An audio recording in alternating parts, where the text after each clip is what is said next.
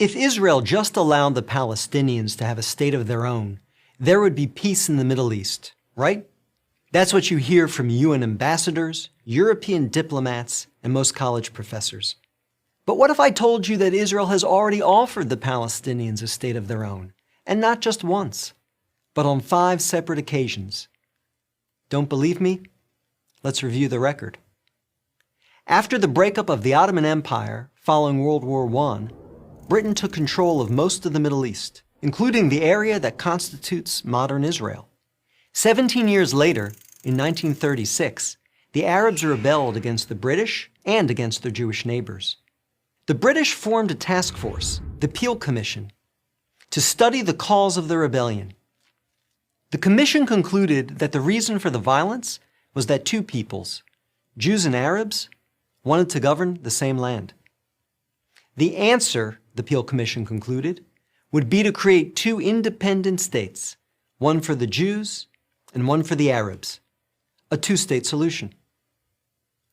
The suggested split was heavily in favor of the Arabs. The British offered them 80% of the disputed territory, the Jews the remaining 20%. Yet, despite the tiny size of their proposed state, the Jews voted to accept this offer. But the Arabs rejected it and resumed their violent rebellion. Rejection number 1. 10 years later, in 1947, the British asked the United Nations to find a new solution to the continuing tensions. Like the Peel Commission, the UN decided that the best way to resolve the conflict was to divide the land. In November 1947, the UN voted to create 2 states. Again, the Jews accepted the offer, and again, the Arabs rejected it. Only this time, they did so by launching an all-out war. Rejection number 2. Jordan, Egypt, Iraq, Lebanon, and Syria joined the conflict. But they failed. Israel won the war and got on with the business of building a new nation.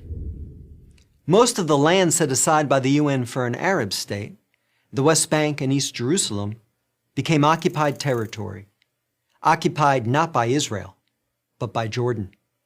20 years later, in 1967, the Arabs, led this time by Egypt and joined by Syria and Jordan, once again sought to destroy the Jewish state. The 1967 conflict, known as the 6-Day War, ended in a stunning victory for Israel. Jerusalem and the West Bank, as well as the area known as the Gaza Strip, fell into Israel's hands. The government split over what to do with this new territory. Half wanted to return the West Bank to Jordan and Gaza to Egypt in exchange for peace. The other half wanted to give it to the region's Arabs, who had begun referring to themselves as the Palestinians, in the hope that they would ultimately build their own state there. Neither initiative got very far. A few months later, the Arab League met in Sudan and issued its infamous 3 no's. No peace with Israel, no recognition of Israel, no negotiations with Israel. Again, a 2-state solution was dismissed by the Arabs, making this rejection number 3. In 2000, Israeli Prime Minister Ehud Barak met at Camp David with Palestinian Liberation Organization Chairman Yasser Arafat to conclude a new 2-state plan. Barak offered Arafat a Palestinian state in all of Gaza and 94% of the West Bank, with East Jerusalem as its capital. But the Palestinian leader rejected the offer. In the words of U.S. President Bill Clinton, Arafat was here 14 days and said no to everything. Instead, the Palestinians launched a bloody wave of suicide bombings that killed over 1,000 Israelis and maimed thousands more, on buses, in wedding halls, and in pizza parlors. Rejection number 4. In 2008, Israel tried yet again. Prime Minister Ehud Olmert went even further than Ehud Barak had, expanding the peace offer to include additional land to sweeten the deal. Like his predecessor, the new Palestinian leader, Mahmoud Abbas, turned the deal down. Rejection number 5. In between these last 2 Israeli offers, Israel unilaterally left Gaza, giving the Palestinians complete control there. Instead of developing this territory for the good of its citizens, the Palestinians turned Gaza into a terrorist base from which they have fired thousands of rockets into Israel.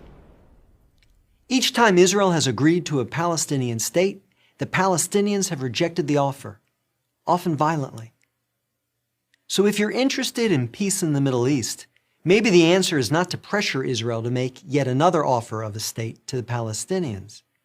Maybe the answer is to pressure the Palestinians to finally accept the existence of a Jewish state. I'm David Brog, Executive Director of the Maccabee Task Force for Prager University.